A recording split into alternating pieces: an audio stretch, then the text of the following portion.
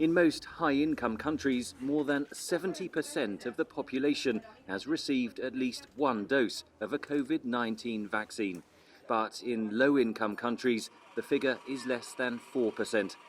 The latest figures show that if this level of vaccine inequity remains in place, 5 million people will die unnecessarily next year. At the June G7 summit, leaders of the world's richest nations pledged to share 1 billion vaccine doses with poorer countries, half from the United States. In total, the US has now pledged to share 1.1 billion doses through 2022. Yet, while many Western nations are offering a third booster shot for fully vaccinated adults, most people in developing nations still await their first dose.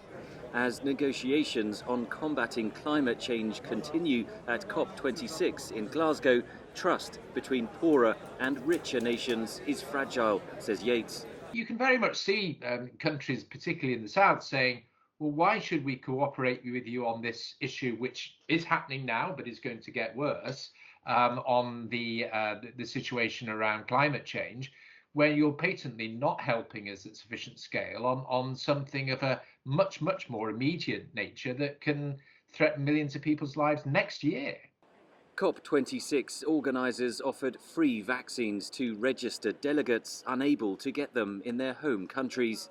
But high travel costs, a lack of hotel rooms and concerns over high infection rates in Britain have kept some participants away.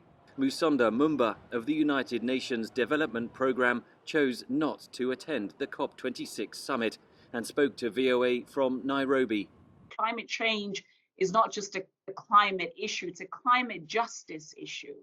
And so you see an intersection on the COVID side of things and on the climate change side of things as well, really converging. The issue of trust and empathy and transparency has come up over and over and over again. And I think this will be the test case. This will be a testing moment for the world, this Glasgow COP.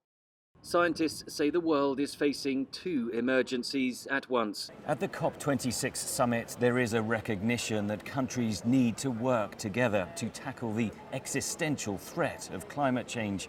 But many of the delegates here will return home to countries still gripped by the coronavirus pandemic, in urgent need of life-saving vaccines. Henry Ridgwell for VOA News at the COP26 summit in Glasgow.